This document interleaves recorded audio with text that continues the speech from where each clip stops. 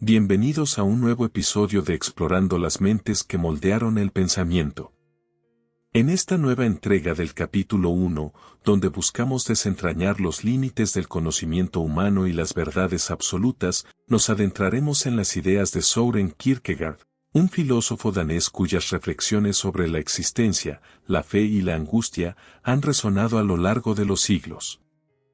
Søren Kierkegaard, oriundo de Copenhague y nacido en 1813, experimentó una vida profundamente influenciada por el tumulto personal, la introspección y el compromiso con cuestiones filosóficas y teológicas.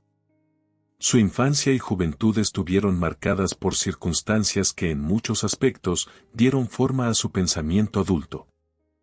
La familia Kierkegaard sufrió múltiples tragedias. De los 7 hijos, solo Søren y su hermano Peter sobrevivieron hasta la edad adulta. Estas pérdidas dejaron un profundo impacto emocional en Søren, llevándolo a enfrentar preguntas existenciales desde una edad temprana. Su padre, Mako, fue una influencia significativa, inculcando en Søren no solo una devoción religiosa, sino también un amor por la filosofía y la literatura. Aunque inicialmente indeciso sobre su trayectoria profesional, Kierkegaard finalmente se inclinó hacia la teología en la Universidad de Copenhague. Sin embargo, nunca dejó de lado su pasión por la literatura y la filosofía, y a menudo fusionaba estos campos en su trabajo. Uno de los episodios más significativos y dolorosos en la vida personal de Kierkegaard fue su relación con Regin Olsen. Se comprometieron en 1840, pero Kierkegaard, atormentado por sus propias inseguridades y conflictos internos, rompió el compromiso un año después. Aunque Regin pasó a casarse con otro hombre, Kierkegaard nunca superó completamente esta relación. Muchos de sus trabajos posteriores reflejan la profundidad de su dolor y su lucha con temas de compromiso, amor, sacrificio y fe. Kierkegaard es mejor conocido por sus contribuciones al existencialismo y la teología cristiana. A lo largo de su carrera, publicó bajo su propio nombre como así también bajo diferentes seudónimos. Estos seudónimos no solo le permitieron adoptar diferentes voces y perspectivas, sino que también reflejaban la multiplicidad y complejidad de su pensamiento. A través de obras como El concepto de la angustia, Temor y temblor y las etapas en el camino de la vida, exploró profundamente la naturaleza de la fe, la ética, el amor y la existencia. Kierkegaard murió en 1855 a la edad de 42 años. Aunque no fue ampliamente reconocido durante su vida y a menudo fue objeto de burla en los círculos intelectuales daneses, su influencia ha crecido exponencialmente en los siglos posteriores. Y su legado sigue siendo fundamental en los campos de la filosofía, teología y literatura. Tras conocer su vida y contexto, adentrémonos en el corazón de su pensamiento. Comencemos.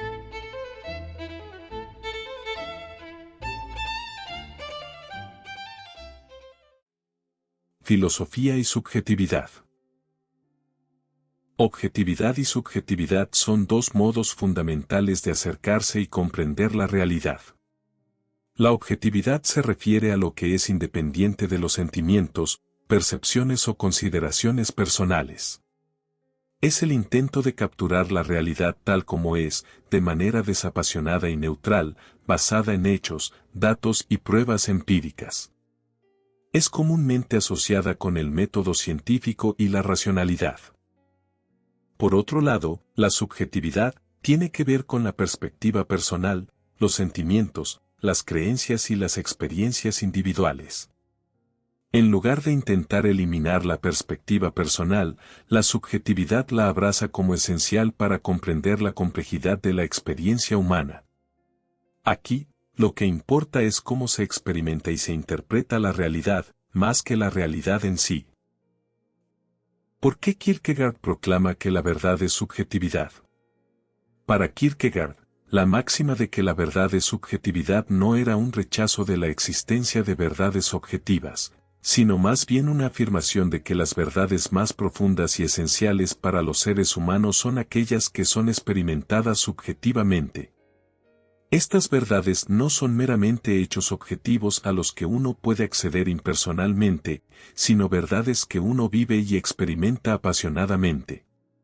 Kierkegaard argumentaba que en el ámbito de la religión y la ética, la verdad no puede ser simplemente una proposición objetiva aceptada intelectualmente, debe ser algo que se vive y se encarna. Por ejemplo, no es suficiente saber objetivamente que uno debe amar a su prójimo, uno debe realmente sentir y vivir ese amor. Interpretación de la realidad. El individuo en contraste con la masa.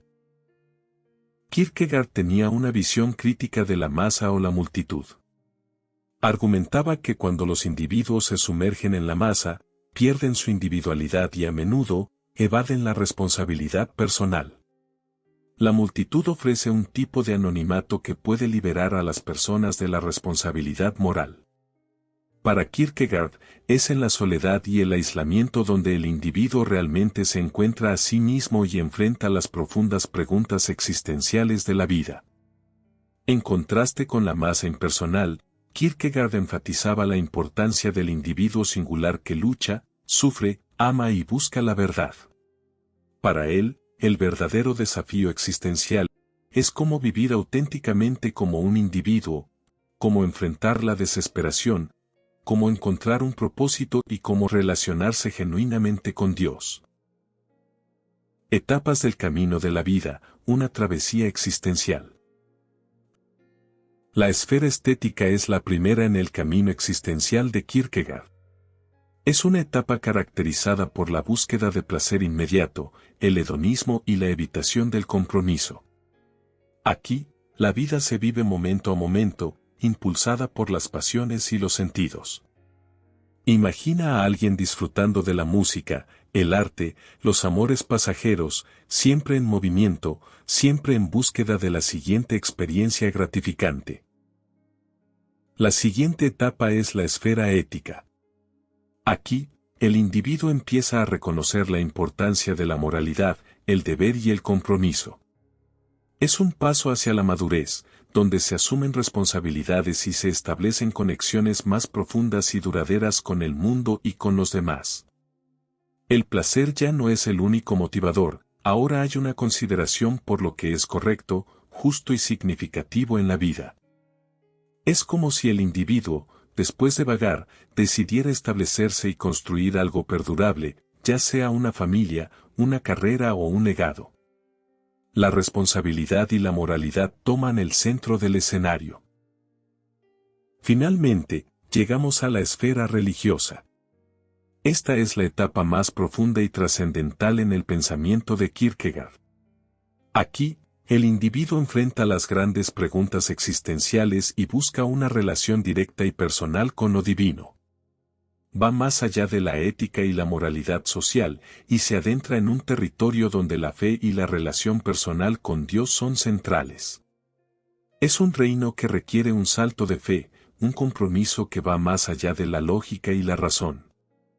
Estas tres esferas nos ofrecen una guía a través de la compleja senda de la existencia humana. Nos invitan a reflexionar sobre dónde nos encontramos en nuestro propio viaje y cómo evolucionamos a lo largo de nuestra vida. Søren Kierkegaard aborda estas tres esferas de existencia en varias de sus obras, pero es en o lo uno o lo otro donde lo discute de manera más detallada. Es necesario destacar que mientras en esta obra presenta las esferas estéticas y éticas como opuestas, Kierkegaard no necesariamente veía estas etapas como excluyentes entre sí en la vida de un individuo. Más bien, representan diferentes formas y niveles de compromiso con la existencia y con la propia individualidad. Desesperación, angustia y libertad. Naturaleza y formas de la desesperación. Kierkegaard consideraba la desesperación como una enfermedad del espíritu, una manifestación de la falta de equilibrio entre las dimensiones finitas e infinitas del ser humano. Desesperación inconsciente y consciente. La desesperación inconsciente es un estado en el que una persona no es consciente de su propia desesperación. A menudo vive la vida sin reflexionar sobre sus elecciones o su propósito y podría considerarse feliz en un sentido superficial. Sin embargo, su falta de autoconciencia y autenticidad es precisamente la fuente de su desesperación. La desesperación consciente es el reconocimiento agudo de la falta de autenticidad en la vida de uno. Es darse cuenta de la disonancia entre lo que uno es y lo que uno desearía ser y sentir el peso de esa diferencia. Por ejemplo, pensemos en Javier. Javier siempre ha soñado con ser escritor. Sin embargo, por presiones familiares y sociales, se convierte en abogado. Aunque tiene éxito en su carrera, cada vez que pasa por una librería o lee un libro, siente un aguijón de tristeza. En sus momentos más tranquilos, cuando se encuentra solo en casa, escribe historias que nadie lee. Él es plenamente consciente de su desesperación, de la brecha entre el camino que eligió y el camino que desea. Cada vez que suprime sus sentimientos y decide no perseguir su verdadera pasión, Javier experimenta la desesperación consciente. Desesperación finita e infinita. La desesperación finita se refiere a cuando alguien se desespera por lo que considera su limitación o falta. Es decir, desea ser otra persona diferente de lo que es en esencia. Este tipo de desesperación se centra en las cosas finitas o temporales, como la riqueza, la belleza, el poder, etc. Imaginemos a Luisa que siempre quiso tener el cabello pelirrojo y los ojos azules, característica que asocia con la belleza. A pesar de recibir elogios por su natural cabello oscuro y ojos marrones, se sometió a tintes y lentes de contacto para cambiar su apariencia. Sin embargo, aún con estos cambios, nunca se sintió satisfecha. Su anhelo constante de adaptarse a un ideal externo es un ejemplo de la desesperación finita que Kierkegaard describía. La desesperación infinita se refiere al proceso interminable de reflexión y autorreflexión, donde el individuo se pierde en un bucle infinito de análisis, sin llegar a una decisión o acción concreta. Es el estado de estar atrapado en un ciclo constante de posibilidades y reflexiones, sin tomar un compromiso definitivo. Imagina que un artista tiene la idea para una nueva pintura. Sin embargo, en lugar de plasmarla en el lienzo, se sumerge en un profundo análisis sobre cada posible interpretación, color, técnica y perspectiva. Se imagina cada escenario y reconsidera su enfoque una y otra vez. A pesar de sus múltiples contemplaciones, nunca llega a tomar el pincel y, por ende, la obra nunca llega a existir. La angustia como precursora de la libertad. Kierkegaard considera la angustia como un fenómeno intrínsecamente humano y un sentimiento fundamental en la experiencia existencial. La angustia para Kierkegaard emerge en el reconocimiento de nuestra libertad. No es simplemente un miedo a lo desconocido, sino una reacción profunda y compleja a nuestra capacidad de elegir y actuar libremente. Estamos angustiados por las infinitas posibilidades que se abren ante nosotros y por la responsabilidad inherente a esas elecciones. Piénsalo de esta manera, imagina que estás parado al borde de un precipicio. No tienes intención de saltar, pero sientes una especie de vértigo. Esa sensación no es solo el miedo a caer, sino también el reconocimiento de que tienes la capacidad de saltar si así lo eligieras. Ese reconocimiento de tu propia libertad, de tu capacidad para actuar, incluso de maneras que podrían ser destructivas, es lo que te provoca angustia. Por lo tanto, la angustia es precursora de la libertad porque es el sentimiento que nos señala, nos recuerda y nos confronta con nuestra propia libertad. A través de la angustia, nos damos cuenta de que somos seres libres y que nuestras elecciones y acciones son significativas. La angustia nos lleva a enfrentarnos con nosotros mismos y con la responsabilidad de nuestra libertad. Es una puerta hacia la autenticidad y el autoentendimiento. El concepto del caballero de la fe. Contextualización de la idea. Dentro de la obra Temor y Temblor, Kierkegaard nos presenta una profunda reflexión sobre la fe a través de dos figuras simbólicas, el caballero de la fe y el caballero de la resignación infinita. Imagina estos caballeros como dos tipos de personas que enfrentan los desafíos de la vida de maneras muy distintas. El caballero de la resignación infinita.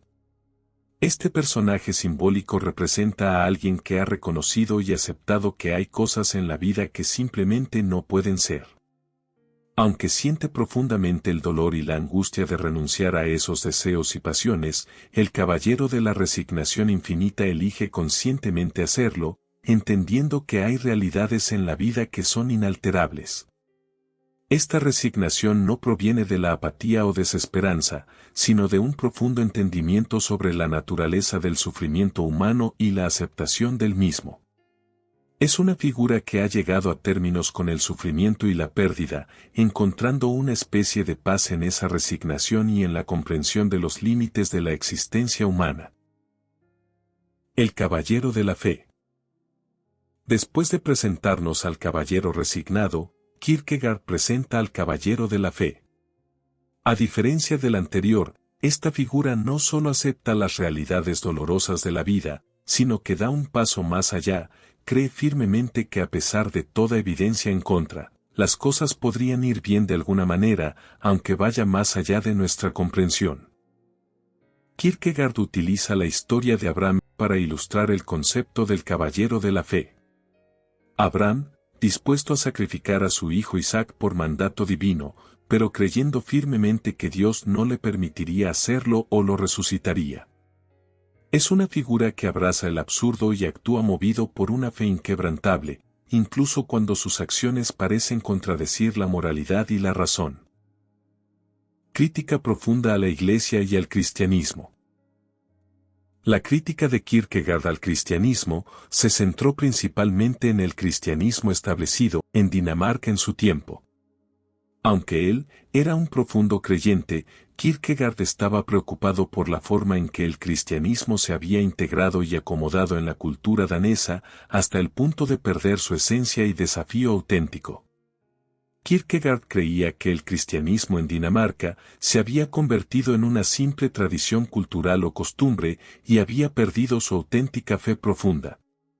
Las personas eran cristianas simplemente porque nacían en Dinamarca, no porque tuvieran una auténtica relación con Dios.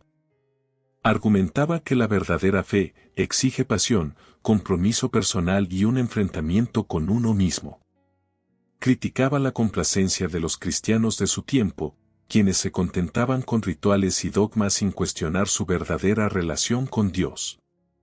Para Kierkegaard, la relación con Dios es profundamente personal. Cada individuo debe enfrentarse a Dios solo, sin intermediarios. Esto contrastaba con la estructura jerárquica y organizada de la Iglesia estatal, donde los clérigos a menudo intervenían entre el individuo y Dios.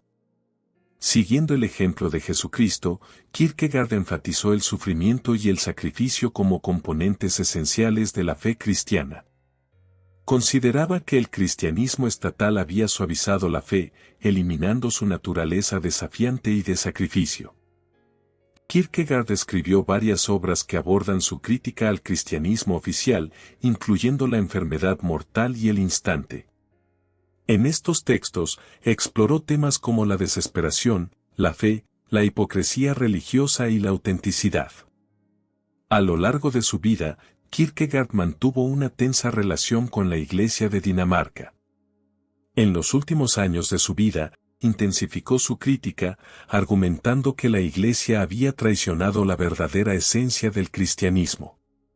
En resumen, aunque Kierkegaard era un devoto cristiano, estaba profundamente preocupado por la forma en que el cristianismo se practicaba en su sociedad. Su crítica buscaba purificar y revivir la fe, recordando a los cristianos el auténtico desafío y costo del discipulado. Antes de concluir, es vital señalar que la filosofía de Kierkegaard es extensa y profunda, repleta de matices y perspectivas. A pesar de que en este episodio nos hemos sumergido en muchos de sus temas primordiales, hay rincones aún por explorar en su vasta obra. Conclusión. El legado de Kierkegaard nos confronta con la esencia misma de la naturaleza humana y sus límites. En su exploración de la verdad, se adentra profundamente en la fragilidad y las limitaciones del entendimiento humano. Su obra resalta la idea de que por mucho que avancemos en términos de conocimiento, siempre habrá aspectos de la realidad y de la verdad que trascienden nuestra capacidad de comprensión. El existencialismo de Kierkegaard pone de manifiesto que no es mediante la lógica o el razonamiento abstracto que llegamos a conocer las verdades más profundas, sino a través de la experiencia vivida en toda su crudeza y autenticidad. Su concepto de verdad subjetiva nos desafía a replantear lo que consideramos como conocimiento. Más que algo estático y objetivo, la verdad, según Kierkegaard, es dinámica y personal, emergiendo de las profundidades de la experiencia humana. Al abordar el salto de fe, Kierkegaard no solo nos habla de una fe religiosa, sino de la necesidad de superar los límites de nuestro entendimiento para abrazar verdades que no siempre se ajustan a nuestras estructuras lógicas. Este salto va más allá de la razón, sumergiéndonos en un reino donde las certezas objetivas ceden paso a verdades más profundas y personales. A diferencia de filósofos como Hegel, que buscaban un sistema completo y ordenado del conocimiento, Kierkegaard abrazaba la paradoja, la incertidumbre y el misterio. Reconocía que si bien hay verdades que pueden parecer absolutas, estas verdades no pueden ser totalmente aprendidas ni articuladas en términos puramente racionales. En definitiva, la filosofía de Kierkegaard nos recuerda la humildad inherente al acto de conocer. Su legado nos invita a abrazar la ambigüedad, a celebrar la subjetividad y a reconocer que en la búsqueda de la verdad no siempre encontraremos respuestas definitivas, pero siempre encontraremos significado. Con esto, concluimos nuestro profundo recorrido por el pensamiento de Søren Kierkegaard. Apreciamos su tiempo y su atención, y como siempre, animamos a compartir sus propias percepciones y descubrimientos. Cada voz añade una nueva capa de profundidad a nuestra conversación colectiva. Es el diálogo constante lo que nos permite seguir creciendo y aprendiendo. En nuestro próximo episodio, nos desplazaremos de la introspección existencialista de Kierkegaard al análisis social y económico de un contemporáneo suyo, Karl Marx. Al igual que Kierkegaard, Marx cuestionó las realidades de su tiempo, aunque desde una perspectiva muy diferente, pero tan interesante, que al igual que él, su legado continúa impactando la manera en que vemos y entendemos el mundo. No se lo pierdan.